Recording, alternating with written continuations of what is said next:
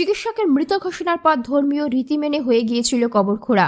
শেষ মুহূর্তে সরকারি হাসপাতালের অ্যাম্বুলেন্সের টেকনিশিয়ানের পেশাগত দৃঢ়তায় প্রাণে বাঁচল 14 বছরের কিশোরীর। চাঞ্চল্য কাঁথিতে প্রাইভেট চিকিৎসকের মৃত ঘোষণার পর সৎকারের প্রস্তুতি, এমনকি কবরও খুঁড়ে ফেলা হয়েছিল। কিন্তু শেষ মুহূর্তে সরকারি হাসপাতালের এক আইসিইউ অ্যাম্বুলেন্স টেকনিশিয়ানের তৎপরতায় মৃত্যুর মুখ থেকে ফিরে এলো 14 বছরের এক কিশোরী। পেশেন্ট মারা গেছে বলছিল, আপনার চেষ্টায় বাঁচলো, এটা নিয়ে কি বলবেন? এটা বলবো যে ওনারা ডিসিশানটা নেওয়াটা খুব ভুলভাল করেছে। এরা একবার মানে মিনিমাম 1 থেকে 1.5 ঘন্টা ধরে একটা হসপিটালে আম্বু করতে হচ্ছে, সেই জন্যই সমস্যা হচ্ছিল।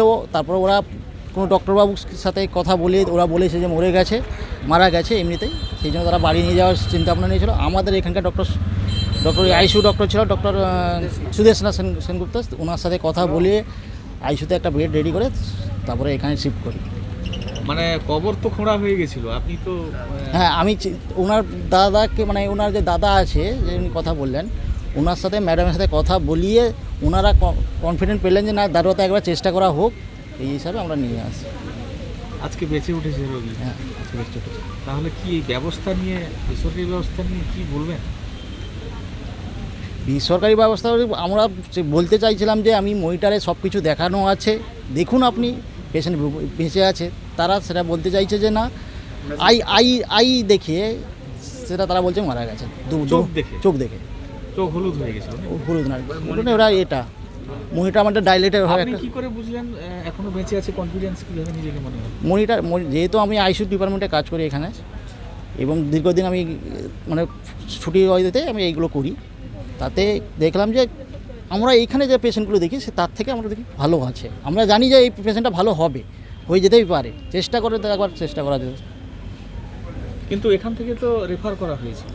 এখান থেকে যখন রেফার করা হয় তখন বাড়ির লোককেই বলা হয়েছিল যে যদি বেটার অপশান কোথাও নিয়ে যাওয়ার জন্য, কিন্তু ওনারা নিয়ে গেছিলেন। কিন্তু আপনার সামনেই মৃত বলে যে চিকিৎসক বলেছিলেন, আপনি প্রতিবাদ করেছিলাম। ওনাকে দেখাতে বলছিলাম। এই বিসমিল্লা বাবু ছিল আমাদের ড্রাইভার দা বিশ্ব, ও বলেছিল যে আমরা বলছি যে দেখুন আমরা মনিটরে আছে, ইসিজির সব দেখাচ্ছে, পেশেন্টের ক্যারোটিক পালস আছে, আপনি যে মরে গেছে বলছেন কী করে হচ্ছে না, ওটা 1-2 ঘন্টার আগে মরে গেছে, এই একটা 10-15 মিনিট থাকবে তারপর মরে যাবে। আপনার প্রতিবাদ শোনেন? আমরা শুনি। সেন্ট্রাল বাস স্ট্যান্ডের চিকিৎসক কি বলেছে? দুজন মানে সেন্ট্রাল বাস স্ট্যান্ড এবং তমলুকে নার্সিংহোম একটা,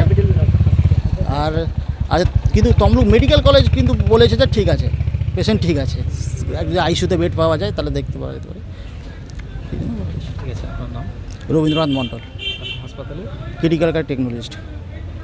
জানা যায় পড়াশুনো নিয়ে পারিবারিক অশান্তির জেরে বিষ পান করে এরাফতেপুর গ্রামের বছর 14 কিশোরী, তাকে প্রথমে তমলুক মেডিকেল কলেজ হাসপাতালে রেফার করা হয়। তমলুকে পৌঁছানোর পর চিকিৎসকেরা অবস্থার আরও অবনতি লক্ষ্য করে কলকাতায় রেফার করার পরামর্শ দেন। তবে পরিবারের আর্থিক এবং শারীরিক দুশ্চিন্তার মধ্যে তারা তমলুকের একটি বেসরকারি নার্সিংহোমে নিয়ে যায় কিশোরীকে। অভিযোগ, সেখানে অ্যাম্বুলেন্সে থাকা অবস্থায় এক চিকিৎসক চোখ পরীক্ষা করে তাকে মৃত বলে ঘোষণা করে। পরিবার কাঁথিতে ফিরে এসে আরও এক চিকিৎসকের কাছ থেকে মৃত্যু নিশ্চিত ঘোষণা পায়। বাড়িতে ফিরে ধর্মীয় রীতি অনুযায়ী আজান পড়া মাইকে মৃত্যু সংবাদ প্রচার হয় এবং কবর খোঁড়ার কাজ সম্পন্ন হয়। তবে অ্যাম্বুলেন্স টেকনিশিয়ান রবীন্দ্রনাথ মণ্ডল যন্ত্রে প্রাণের ক্ষীণ স্পন্দন দেখতে পান। তার জোড়াজুড়িতে শেষবারের মতো কিশোরীকে কাথি মহকুমা হাসপাতালে নিয়ে যাওয়া হয়। সেখানে আইসিইউতে ভর্তি করে চিকিৎসা শুরু হতেই ধীরে ধীরে সাড়া দেয় সে।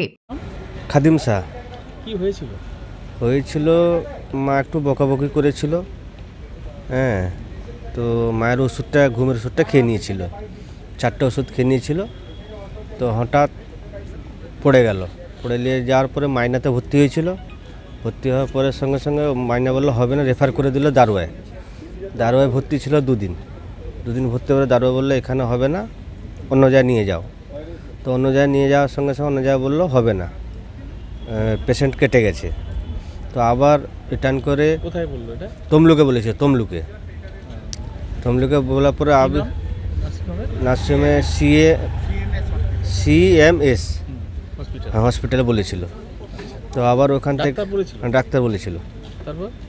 তারপর ওখান থেকে কাঁথি নিয়ে এসেছিলাম, কাঁথির ডাক্তারও বললো বিষয় জানা, ও বলল পেশেন্ট নেই।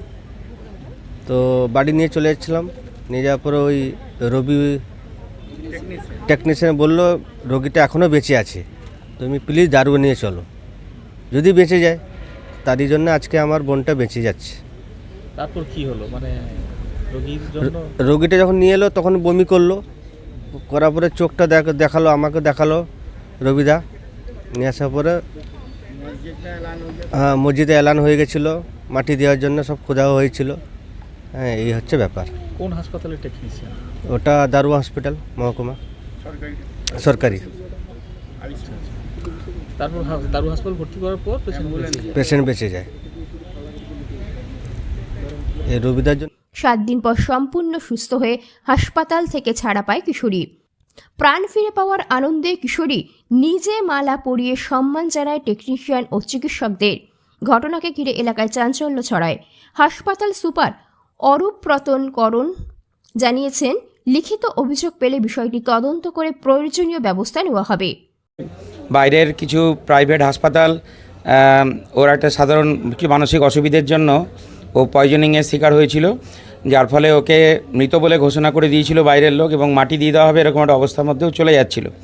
তো আমাদের যে আইসিইউ যে টেকনিশিয়ান আইসিইউ ভ্যানের, সেই আইসিইউ অ্যাম্বুলেন্সের টেকনিশিয়ানের কৃতিত্বে তাকে পুনরায় আমরা আমাদের যে এইচডিইউ বিভাগ আছে এই হাই ডিপেন্ডেন্সি ইউনিটে ভর্তি করে তাকে সুন্দরভাবে চিকিৎসার মাধ্যমে সে যে বেঁচে আছে এইটা শুধু নয়, সে আজকে সুন্দরভাবে আনন্দের সঙ্গে বাড়ি যাচ্ছে সম্পূর্ণ সুস্থ হয়ে। তাকে আমরা তার সুন্দর ভবিষ্যৎ এবং উজ্জ্বল জীবন কামনা করছি। এরা আমার পূর্ব পরিচিতও বটে, মাঝনায় দীর্ঘদিন থাকার সুবাদে আমি এদের সঙ্গে পরিচিত। তো সেই হিসাবে এটা আমার ব্যক্তিগতভাবে অত্যন্ত আনন্দের দিন, এবং তার বাবা মাকে আমি অনুরোধ করব যে মেয়ের সঙ্গে কথা বলে ঠিকমতো যাতে সুষ্ঠুভাবে সে মেয়েকে রাখতে পারে। এবং আমাদের এখানেও যে মানসিক বিশেষজ্ঞ আছেন পন্না ম্যাডাম, তার সঙ্গেও আমি যোগাযোগ করিয়ে দেবো, যাতে করে ওনার প্রপার কাউন্সেলিং হয় এবং মেয়ের যাতে মনের যে কষ্ট দুঃখ সেগুলো যাতে দূর করতে পারা যায়। যাই হোক, সার্বিকভাবে এটা অত্যন্ত ভালো জিনিস, এবং সরকারি একটি হাসপাতাল কাঁথি মহকুমা হাসপাতাল তারা তাদের ক্ষমতার মধ্যে থেকে এই ধরনের একটি মৃত ঘোষিত হয়ে যাওয়া মেয়েকে যে আবার পুনরায় সুস্থ করে তার বাড়ি পাঠাতে পারলো, এটা আমি সরকারি তরফ থেকে পশ্চিমবঙ্গ সরকারের তরফ থেকে বাড়ির লোককে অত্যন্ত ধন্যবাদ জানাচ্ছি, এবং নিজেও গর্ববোধ করছি যে এরকম একটি সরকারি হাসপাতালে অধীক্ষক হিসেবে থাকতে পেরে। সরকারি হাসপাতালে যে সমস্ত ডাক্তারবাবুরা আছেন, যে ধরনের পরিকাঠামো আছে সেটা অত্যন্ত উন্নত মানের, এবং খুব কম প্রাইভেট হাসপাতালগুলোতে সেই ধরনের সমতুল্য পরিকাঠামো ডাক্তার এরা রয়েছেন। আমাদের অনেক সময় নিজেদের কিছু গাফিলতি থাকে, ডাক্তারবাবুরা সময় মতো আসেন না, অথবা আমরা যারা পরিষেবা দিই তারা কিছু গাফিলতি থাকে, যার ফলে মানুষের ভুল ধারণা তৈরি হয়। কিন্তু আমাদের এখানে যে আমরা যদি সচেষ্ট হই, মানুষকে পরিষেবা দেওয়ার জন্য প্রতিজ্ঞাবদ্ধ থাকি, তাহলে যে কোনো সরকারি হাসপাতাল চ্যালেঞ্জ নিতে পারে যে কোনো প্রাইভেট হাসপাতালের সঙ্গে। এবং যে বিপুল পরিমাণ রোগীকে আমরা এখানে চিকিৎসা করি, সেখানে কোনো প্রাইভেট হাসপাতালের ধারে কাছেও আসবে না। তারা কম সংখ্যক রোগীকে টাকার বিনিময়ে চিকিৎসা করে, আর আমরা এখানে বিনামূল্যে সম্পূর্ণ পশ্চিমবঙ্গ সরকার সমস্ত খরচ বিনামূল্যে, রোগীর একটুও খরচ হয় না, খুব অল্প অথবা নামমাত্র মূল্যে এখানে চিকিৎসা হয়। 2-1টা ওষুধ বাইরে থেকে কিনতে হয়, বাকি সবই আমাদের এখানে সরকার ব্যবস্থা করেছেন, এবং সমস্ত রোগীকে আমরা সুন্দরভাবে পরিষেবা দিয়ে থাকি। 300 বেডের একটা বড় হাসপাতাল, মানুষের অভাব অভিযোগ নিশ্চয়ই রয়েছে, সেগুলো দূর করার জন্য আমরা সচেষ্ট, এবং আমরা আশা করব যে ভবিষ্যতে মানুষ প্রাইভেট হাসপাতাল থেকে সরকারি হাসপাতালের দিকে, আমাদের এই গাঁথি হাসপাতাল পুরনো হাসপাতাল বহু মানুষের স্বপ্ন পূরণ করে চলেছে, এবং ভবিষ্যতেও এই পথের প্রতীক আমরা থাকব, এবং মানুষকে সুন্দর পরিষেবা দিয়ে তাদের সুন্দরভাবে সেবা করে যেতে পারবো। এই যে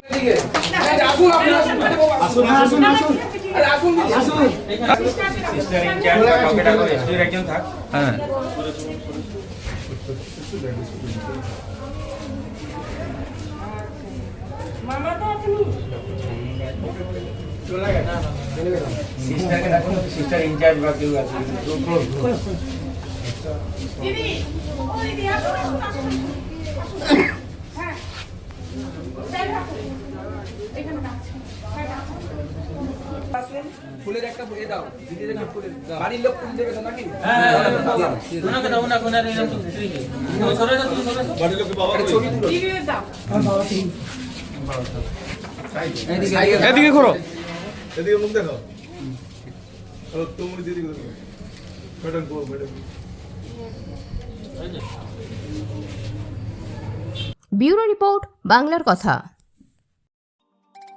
পরীক্ষা শেষ, এবার ভবিষ্যতের সঠিক সিদ্ধান্ত নেওয়ার সময়। ভবানীপুর রাষ্ট্রীয় কম্পিউটার ট্রেনিং সেন্টার RCLD নিয়ে এলো নতুন সেশনে ভর্তির সুবর্ণ সুযোগ। বেসিক থেকে অ্যাডভান্স সব ধরনের কম্পিউটার কোর্স এক ছাদের নিচে। ভর্তি হলেই আকর্ষণীয় গিফট প্যাক এবং শতক ভর্তি পূর্ণ হলে থাকছে লাকি কুপন অফার। বড় পুরস্কার জেতার সুবর্ণ সুযোগ। কম্পিউটার থেকে মোবাইল ফোন, ড্রোন ক্যামেরা এছাড়া আরও 12টি পুরস্কার। ভবানীপুর রাষ্ট্রীয় কম্পিউটার ট্রেনিং সেন্টার RCLD। আজকের শেখা আগামী দিনের সফলতা। দীর্ঘ 10 বছরের সফল অভিজ্ঞতা ও ভারত সরকার স্বীকৃত স্থায়ী কম্পিউটার প্রশিক্ষণ কেন্দ্র। আমাদের ঠিকানা ভবানীপুর বাজার ও ওষুধ দোকান ও কেবল অফিসের সামনে, নন্দকুমার, পূর্ব মেদিনীপুর।